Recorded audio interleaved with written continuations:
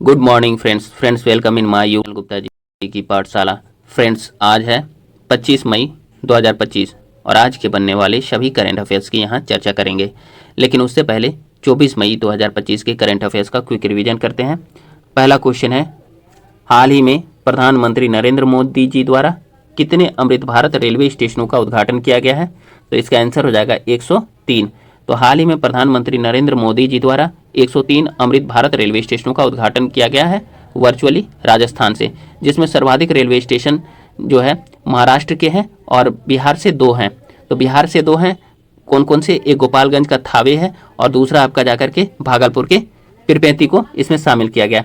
अगला क्वेश्चन देखते हैं फ्रेंड्स, हाल ही में किस शहर में भारत के पहले AI आधारित गैर इन्वेसिव रक्त परीक्षण उपकरण को लॉन्च किया गया है? इसका आंसर हो जाएगा हैदराबाद। तो हाल ही में हैदराबाद में भारत के पहले AI आधारित गैर इन्वेसिव रक्त परीक्षण उपकरण को लॉन्च किया गया। अगला क्वेश्चन देखते हैं फ्रेंड्स, हाल ही में खबरों में रहे किस राज्य के वन विभाग ने 16वीं एशियाई शेर जनगणना जारी की है? तो इसका आंसर हो जाएगा गुजरात। तो हाल ही में गुजरात राज्य के वन विभाग ने 16वीं एशियाई शेर जनगणना जारी की है। अगला क्वेश्चन देखते हैं फ्रेंड्स, भारत सरकार द्वारा विश्व पर्यावरण दिवस 2025 के अवसर पर शुरू किए गए राष्ट्रव्यापी अभियान का नाम क्या है? तो इसका आंसर हो जाएगा one nation one mission and plastic pollution. तो देखिए, भारत सरकार द्वारा विश्व पर्यावरण दिवस 2025 के अवसर पर शुरू किए गए राष्ट्रव्यापी अभियान का नाम one nation one mission and plastic pollution रखा गया। फ्रेंड्स, हर साल जो है 5 जून को जो है विश्व पर्यावरण दिवस मनाया जाता है। इस साल भी जो है विश्व पर्यावरण दिवस 5 जून को मनाया जा रहा है। साथ ही साथ इस साल का जो थीम है वह रखा गया है एंडिंग ग्लोबल प्लास्टिक पॉल्यूशन। ठीक है, क्या थीम रखा गया है विश्व पर्यावरण दिवस का? Ending global plastic pollution. अगला क्वेश्चन देखते हैं फ्रेंड्स, किस राज्य में यूथालिना मलक्काना नामक तितली की एक नई प्रजाति को खोजा गया है? इसका आंसर हो जाएगा अरुणाचल प्रदेश। तो देखिए, अरुणाचल प्रदेश में यूथालिना मलक्काना नामक तितली की एक नई प्रजाति को खोजा गया है।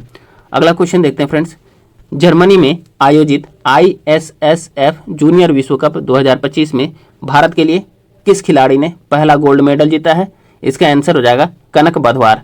तो हाल ही में जर्मनी में आयोजित ISSF जूनियर विश्व कप 2025 में भारत के लिए कनक बधवार ने पहला गोल्ड मेडल जीता है। अगला क्वेश्चन है फ्रेंड्स, हाल ही में इंटेलिजेंस ब्यूरो यानी IB का अध्यक्ष किसे नियुक्त किया गया है? इसका आंसर हो जाएगा तपन कुमार डेका।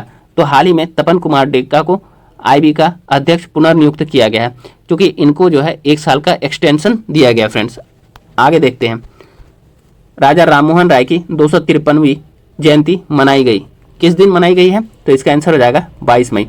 तो हाल ही में राजा राममोहन राय की 253वीं जयंती 22 मई को मनाई गई है। चलिए अगला क्वेश्चन देखते हैं फ्रेंड्स, फीफा का 121वां स्थापना दिवस कब मनाया गया है? इसका आंसर हो जाएगा 21 मई को। तो देखिए, फीफा का 121वां स्थापना दिवस 21 मई को मनाया गया, क्योंकि फीफा की स्थापना 21 मई 1904 ईस्वी को हुई थी और इसका जो है मुख्यालय जो है ज्यूरिख स्विट्जरलैंड में है। फ्रेंड्स, चलिए अगला क्वेश्चन देखते हैं, पृथ्वी विज्ञान मंत्री डॉक्टर जितेंद्र सिंह ने गोवा में किस संस्थान में सागर भवन और पोलर भवन का उद्घाटन किया है? इसका आंसर हो जाएगा राष्ट्रीय ध्रुवीय एवं समुद्री अनुसंधान केंद्र। ठीक है, तो केंद्रीय पृथ्वी विज्ञान मंत्री डॉक्टर जितेंद्र सिंह ने गोवा में सागर भवन और पोलर भवन का उद्घाटन राष्ट्रीय ध्रुवीय एवं समुद्री अनुसंधान केंद्र यानी कि national centre for polar and ocean research में किया है। ठीक है, अगला क्वेश्चन देखते हैं फ्रेंड्स, काफी इंपॉर्टेंट है ये भी, विश्व कछुआ दिवस की शुरुआत किस संस्था द्वारा की गई है? इसका आंसर हो जाएगा अमेरिकन टॉर्टवाइज रेस्क्यू। तो अमेरिकन टॉर्टवाइज रेस्क्यू के द्वारा विश्व कछुआ दिवस की शुरुआत की गई है। यह प्रत्येक वर्ष 23 मई को मनाया जाता है फ्रेंड्स, और इस बार का जो थीम रखा गया है वो रखा गया है डांसिंग टर्टल रॉक। क्या है इस बार का थीम कछुआ दिवस का? तो डांसिंग टर्टल रॉक, याद रखिएगा फ्रेंड्स। अगला क्वेश्चन है, किस देश ने गोल्डन डोम नामक मिसाइल रक्षा कवच बनाने की घोषणा की है? इसका आंसर हो जाएगा अमेरिका। तो हाल ही में अमेरिका ने गोल्डन डोम नामक मिसाइल रक्षा कवच बनाने की घोषणा की है। ठीक है, अगला क्वेश्चन देखते हैं, यूनाइटेड किंगडम ने चागोस द्वीप समूह को किस देश को सौंपा है? इसका आंसर हो जाएगा मॉरिशस। तो हाल ही में यूनाइटेड किंगडम ने चागोस द्वीप समूह को मॉरिशस को सौंप दिया है, जो हिंद महासागर में अवस्थित है। अगला क्वेश्चन है फ्रेंड्स, यूरोप में भारत के राजदूतों के सम्मेलन की अध्यक्षता किसने की है? तो इसका आंसर हो जाएगा डॉक्टर सुब्रमण्यम जयशंकर। तो हाल ही में यूरोप में भारत के राजदूतों के सम्मेलन की अध्यक्षता डॉक्टर एस जयशंकर जी ने किया है। ठीक है, चलिए अब आज का क्वेश्चन देखते हैं फ्रेंड्स, यानी कि आज के करंट अफेयर्स को देखते हैं फ्रेंड्स।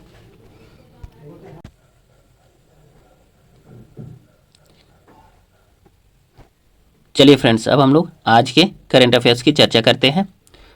पहला क्वेश्चन है फ्रेंड्स, भारत में एमएसएमई को इक्विटी सहायता प्रदान करने के लिए सरकार द्वारा शुरू की गई योजना का नाम क्या है?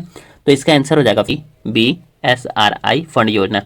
तो हाल ही में भारत में एमएसएमई को इक्विटी सहायता प्रदान करने के लिए सरकार द्वारा शुरू की गई योजना का नाम SRI फंड योजना है। तो डिटेल्स देखते हैं फ्रेंड्स। देखिए, आत्मनिर्भर भारत कोष, जिसे SRI कोष के रूप में जाना जाता है, सूक्ष्म लघु और मध्यम उद्यमों को बड़े व्यवसायों में विकसित होने में मदद करने के लिए इक्विटी फंडिंग प्रदान करके उनका समर्थन करता है। कोष का कुल मिलाकर आकार 50,000 करोड़ रुपए का है, जिसमें 10,000 करोड़ रुपए भारत सरकार से आते हैं और 40,000 करोड़ रुपए निजी इक्विटी और उद्यम पूंजी निवेशकों से जुटाए गए हैं। देखिए, SRI फंड इक्विटी या अर्ध इक्विटी उपकरणों के माध्यम से MSME में निवेश करने के लिए मदर फंड और डॉटर फंड मॉडल का उपयोग किया गया है। इसका प्रबंधन NSIC venture capital fund limited द्वारा किया जाता है, जो भारतीय प्रतिभूति और विनिमय बोर्ड यानी सेबी के साथ पंजीकृत एक श्रेणी द्वितीय वैकल्पिक निवेश कोष है। मार्च 2025 तक यह योजना पहले ही 577 MSME में लगभग 10,979 करोड़ रुपए का निवेश कर चुकी है। अगला क्वेश्चन देखते हैं फ्रेंड्स, किस देश ने नियालिया थियांगोगेंसिस नामक बैक्टीरिया की नई प्रजाति की खोज की है? तो इसका आंसर हो जाएगा ए चीन। तो हाल ही में चीन ने नियालिया थियांगोगेंसिस नामक बैक्टीरिया की एक नई प्रजाति की खोज की है। डिटेल्स देखते हैं फ्रेंड्स। देखिए, चीनी वैज्ञानिकों ने हाल ही में तियांगोंग अंतरिक्ष स्टेशन पर नियालिया थियांगोगेंसिस नामक बैक्टीरिया की एक नई प्रजाति की खोज की है। तियांगोंग अंतरिक्ष स्टेशन लो अर्थ ऑर्बिट में एक चीनी स्वामित्व वाला और स्थायी रूप से चालक दल वाला अंतरिक्ष स्टेशन है। यह चीन के मानव युक्त अंतरिक्ष कार्यक्रम का अंतिम चरण में है, जिसे पहले के मिशन तियांगोंग 1 और तियांगोंग 2 के बाद विकसित किया गया था। पहला मॉड्यूल तियानहे अप्रैल 2021 में लॉन्च किया गया था फ्रेंड्स, और यह 2 विज्ञान मॉड्यूल वेंटियन और मेगंटियन को जूनटियन नामक एक नियोजित अंतरिक्ष दूरबीन से जोड़ता है। अगला क्वेश्चन देखते हैं friends, rising north east investor summit 2025 का उद्घाटन कहाँ किया गया है? तो इसका आंसर हो जाएगा सी नई दिल्ली में। तो हाल ही में rising north east investor summit 2025 का उद्घाटन नई दिल्ली में किया गया है। डिटेल्स देखते हैं फ्रेंड्स। देखिए, प्रधानमंत्री नरेंद्र मोदी जी ने नई दिल्ली में उभरते पूर्वोत्तर निवेशक शिखर सम्मेलन का उद्घाटन किया, जिसमें आतंकवाद और माओवादी अशांति के प्रति शून्य सहिष्णुता पर जोर दिया है। ठीक है, यह क्षेत्र अब मजबूत पर्यटन, जैव अर्थव्यवस्था, बांस, चाय, पेट्रोलियम, खेल और पारिस्थितिकी पर्यटन क्षेत्रों के साथ विकास में अग्रणी है। 2 दिवसीय शिखर सम्मेलन पर्यटन, कृषि, खाद्य प्रसंस्करण, कपड़ा, स्वास्थ्य सेवा, IT बुनियादी ढांचे, ऊर्जा और मनोरंजन पर केंद्रित है, जिसका उद्देश्य वैश्विक और घरेलू निवेश को आकर्षित करना है। शिखर सम्मेलन जो है make in India, make in the north east और मेक फॉर द वर्ल्ड पहलों को बढ़ावा देने के लिए निवेशकों, नीति निर्माताओं और हितधारकों को एक साथ लाता है। अगला क्वेश्चन देखते हैं फ्रेंड्स। चलिए फ्रेंड्स, अगला क्वेश्चन देखते हैं। हाल ही में खबरों में रहा नागरहोल टाइगर रिजर्व किस राज्य में स्थित है? तो इसका आंसर हो जाएगा डी कर्नाटक में। तो हाल ही में खबरों में रहा नागरहोल टाइगर रिजर्व कर्नाटक राज्य में स्थित है। डिटेल्स देखिए, हाल ही में नागरहोल टाइगर रिजर्व में 52 जेनु कुरुबा आदिवासी परिवारों ने वन अधिकार अधिनियम के तहत भूमि अधिकारों का दावा करते हुए एक बोर्ड लगाया। यह कर्नाटक में स्थित है, विशेष रूप से मैसूर और कोडागु जिले में है। अब देखिए, यह रिजर्व पश्चिमी और पूर्वी घाट पर्वत श्रृंखलाओं का एक पारिस्थितिकी मिलन बिंदु है। इसका नाम नागरहोल नदी के नाम पर रखा गया है, जो रिजर्व के अंदर से बहती है और काबिनी नदी में मिल जाती है। देखिए, नागरहोल नीलगिरी बायोस्फीयर रिजर्व का हिस्सा है, जो यूनेस्को की विश्व धरोहर स्थल है। यह बांदीपुर टाइगर रिजर्व और वायनाड वन्यजीव अभयारण्य से घिरा हुआ है। काबनी नदी उत्तर में और मोयार नदी रिजर्व के दक्षिण में है यह। चलिए फ्रेंड्स, अगला क्वेश्चन काफी इंपॉर्टेंट है। चर्चित स्पाइस्ड योजना किस मंत्रालय के तहत कार्यान्वित की जाती है? तो इसका आंसर हो जाएगा फ्रेंड्स बी हो जाएगा, वाणिज्य और उद्योग मंत्रालय। तो हाल ही में चर्चा में रहा स्पाइस्ड योजना वाणिज्य और उद्योग मंत्रालय के तहत कार्यान्वित की जाती है। डिटेल्स देख लेते हैं फ्रेंड। देखिए, मसाला बोर्ड ने हाल ही में 2025-26 के लिए निर्यात विकास के लिए प्रगतिशील, अभिनव और सहयोगात्मक हस्तक्षेप यानी स्पाइस्ड के माध्यम से मसाला क्षेत्र में स्थिरता योजना शुरू की है। वाणिज्य और उद्योग मंत्रालय के तहत मसाला बोर्ड इस योजना के कार्यान्वयन के लिए जिम्मेदार है। इस योजना का उद्देश्य मसाला क्षेत्र को अधिक टिकाऊ बनाना और भारत से मसाला निर्यात को बढ़ावा देना है फ्रेंड्स। यह वित्तीय सहायता के माध्यम से छोटी और बड़ी इलायची के उत्पादकता में सुधार करने में मदद करता है। यह बेहतर गुणवत्ता सुनिश्चित करने के लिए जैविक खेती और अच्छी कृषि प्रथाओं को बढ़ावा देता है। यह योजना ड्रायर, पॉलिशर और स्लाइसर जैसी आधुनिक कटाई के बाद की मशीनों के लिए धन उपलब्ध कराती है। यह स्पाइस इंक्यूबेशन केंद्रों के माध्यम से स्टार्टअप, किसान उत्पादक संगठनों यानी कि एफपीओ और छोटे व्यवसायों का भी समर्थन करता है फ्रेंड्स। अगला क्वेश्चन, चलिए फ्रेंड्स अगला क्वेश्चन देखते हैं। क्वेश्चन है, खबरों में रहा पोलावरम परियोजना किस नदी पर निर्मित एक बहुउद्देशीय सिंचाई पहल है? इसका आंसर हो जाएगा बी गोदावरी नदी। तो खबरों में रहा पोलावरम परियोजना गोदावरी नदी पर निर्मित एक बहुउद्देशीय सिंचाई पहल है। ये चर्चा में क्यों रही है फ्रेंड्स, देखते हैं। देखिए, प्रधानमंत्री नरेंद्र मोदी जी जल्दी ही पोलावरम परियोजना की समीक्षा के लिए आंध्र प्रदेश, तेलंगाना और ओडिशा और छत्तीसगढ़ के मुख्यमंत्रियों से बैठक करेंगे। पोलावरम परियोजना आंध्र प्रदेश में गोदावरी नदी पर निर्मित एक बहुउद्देशीय सिंचाई पहल है। यह ओडिशा और छत्तीसगढ़ की सीमाओं के करीब पश्चिमी गोदावरी जिले के पोलावरम गांव के पास स्थित है। अब देखिए, गोदावरी जल विवाद न्यायाधिकरण की सिफारिशों के आधार पर इस परियोजना का प्रस्ताव 1980 ईस्वी में रखा गया था। इसे केंद्र सरकार द्वारा राष्ट्रीय परियोजना का दर्जा दिया गया है। बांध बाढ़ के पानी को नियंत्रित करने और क्षेत्र में कृषि उत्पादकता में सुधार करने में मदद करेगा। यह उच्च स्तरीय बैठक परियोजना को कुशलतापूर्वक पूरा करने के लिए अंतर्राज्यीय सहयोग के महत्व पर प्रकाश डालती है फ्रेंड्स। अगला क्वेश्चन देखते हैं फ्रेंड्स।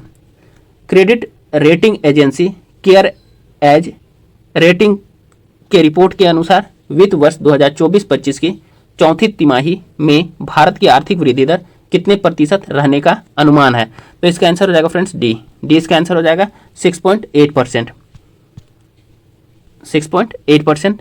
तो देखिए, credit rating agency CareEdge rating के रिपोर्ट के अनुसार वित्त वर्ष 2024-25 की चौथी तिमाही में भारत की आर्थिक वृद्धि दर 6.8% रहने का अनुमान लगाया गया है। डिटेल्स देख लेते हैं फ्रेंड्स। देखिए, credit rating agency CareEdge ratings की नई report the economic matter and GDP preview for Q4 financial year 25 के मुताबिक वित्त वर्ष 2024-25 की चौथी तिमाही में भारत की आर्थिक वृद्धि दर 6.8% रहने का अनुमान लगाया गया है।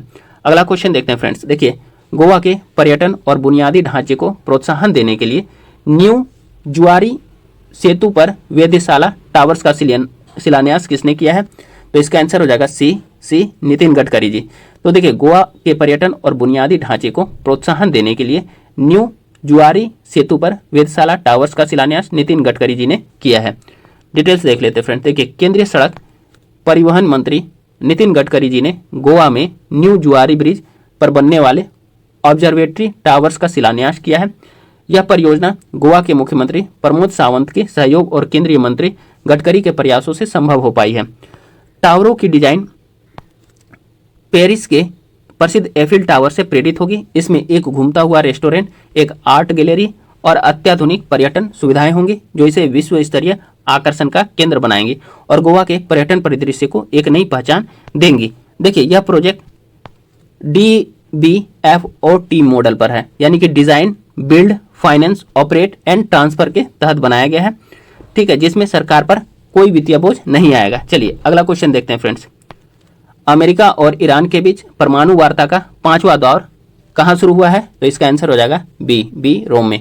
तो अमेरिका और ईरान के बीच परमाणु वार्ता का 5वां दौर रोम में शुरू हुआ है। डिटेल्स देखते हैं फ्रेंड्स। देखिए, रोम इटली में संयुक्त राज्य अमेरिका और ईरान के बीच परमाणु वार्ता का 5वां दौर शुरू हो गया है।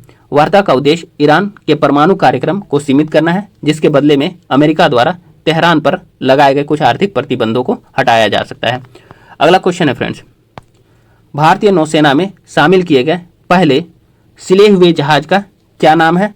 तो इसका आंसर है फ्रेंड्स सी इसका आंसर है कौंडिन्य। तो देखिए, भारतीय नौसेना में शामिल किए गए भारत के पहले सिले हुए जहाज का नाम कौंडिन्य है। डिटेल्स देख लेते हैं फ्रेंड्स। देखिए, भारतीय नौसेना में प्राचीन सिले हुए जहाज INSV कौंडिन्य को शामिल किया गया है, जो भारत की समृद्ध समुद्री विरासत का प्रतीक है। भारतीय नौसेना आज़ादी के अमृत महोत्सव के तहत एक औपचारिक कार्यक्रम के दौरान प्राचीन सिले हुए जहाज को शामिल किया। यह समारोह नौसेना बेस कारवार में हुआ है। जहाज जो है अजंता गुफाओं की पेंटिंग से प्रेरित 5वीं शताब्दी ईस्वी की प्रतिकृति है। अब देखिए, बाबू शंकरन के नेतृत्व में केरल के कारीगरों द्वारा पारंपरिक तरीकों का उपयोग करके इसे निर्मित किया गया है।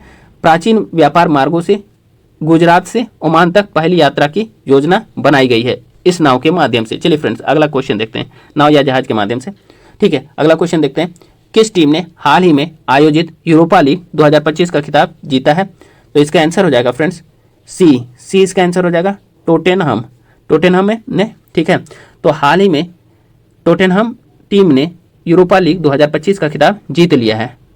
डिटेल्स देखते हैं फ्रेंड्स। देखिए, टोटेनहम हॉटस्पर ने यूरोपा लीग 2025 का खिताब जीता है। बिलबाओ के सेंट मेम्स स्टेडियम में मैनचेस्टर यूनाइटेड पर 1-0 की कड़ी जीत के बाद UEFA Europa league trophy Tottenham Hotspur ने अपने नाम कर लिया फ्रेंड्स। चलिए फ्रेंड्स, अगला क्वेश्चन देखते हैं, काफ़ी इंपॉर्टेंट है। अंतर्राष्ट्रीय आलू केंद्र के अनुसार भारत किस वर्ष तक दुनिया का सबसे बड़ा आलू उत्पादक देश बन जाएगा? इसका आंसर हो जाएगा डी 2050 तक। तो अंतर्राष्ट्रीय आलू केंद्र के अनुसार भारत जो है 2050 तक दुनिया का सबसे बड़ा आलू उत्पादक देश बन जाएगा। डिटेल्स देखते हैं फ्रेंड्स। देखिए, अंतर्राष्ट्रीय आलू केंद्र यानी CIP के अनुसार भारत 2050 तक दुनिया का सबसे बड़ा आलू उत्पादक देश बन जाएगा, चीन को पीछे छोड़ते हुए। CIP का मानना है कि भारत चीन को पीछे छोड़कर आलू उत्पादन में शीर्ष पर पहुंच जाएगा। विशेषज्ञों के अनुसार भारत में आलू का उत्पादन 2050 तक बढ़कर 100 मिलियन टन तक पहुंच सकता है। भारत में आलू की खेती का क्षेत्र भी लगातार बढ़ रहा है, जिससे उत्पादन में वृद्धि हो रही है। वर्तमान में भारत आलू के उत्पादन में दुनिया का दूसरा सबसे बड़ा देश है, जबकि चीन जो है पहले स्थान पर है। अगर आलू उत्पादन में राज्यों की बात की जाए फ्रेंड्स, तो आलू उत्पादन में उत्तर प्रदेश सबसे आगे है, उसके बाद पश्चिम बंगाल है और तीसरे स्थान पर बिहार है। पहले स्थान पर उत्तर प्रदेश, दूसरे स्थान पर पश्चिम बंगाल और तीसरे स्थान पर बिहार है। देखते हैं, बिहार की बात हो रही है तो बिहार के कुछ और आंकड़े को हम लोग देख लेते हैं। आलू और आम उत्पादन में बिहार देश भर में तीसरे नंबर पर पहुंच गया है, जबकि लीची, मशरूम और मखाना उत्पादन में बिहार नंबर 1 पर बरकरार है, यानी 1 नंबर पर प्रथम स्थान पर है इन तीनों में, लीची, मशरूम और मखाना में फ्रेंड्स। चलिए अगला क्वेश्चन देखते हैं, किस शहर में उत्तराखंड का पहला समर्पित साइकेड गार्डन स्थापित किया गया है? तो इसका आंसर हो जाएगा ए हल्द्वानी में। तो हाल ही में उत्तराखंड के हल्द्वानी में पहला समर्पित साइकेड गार्डन स्थापित किया गया है। डिटेल्स देख लेते हैं। देखिए, हल्द्वानी में उत्तराखंड राज्य का पहला साइकेड गार्डन बनाया गया है। इसे उत्तराखंड वन विभाग के वन अनुसंधान केंद्र ने उद्यान जापान अंतर्राष्ट्रीय सहयोग एजेंसी की मदद से बनाया है। इस गार्डन में साइकेड की 31 प्रजातियां लगाई गई हैं, जिनमें से 17 विलुप्ति के कगार पर है। विशेषज्ञों के अनुसार साइकेड प्रजातियां डायनासोर काल से पृथ्वी पर मौजूद हैं, इसलिए इन्हें जो है जीवित जीवाश्म कहा जाता है।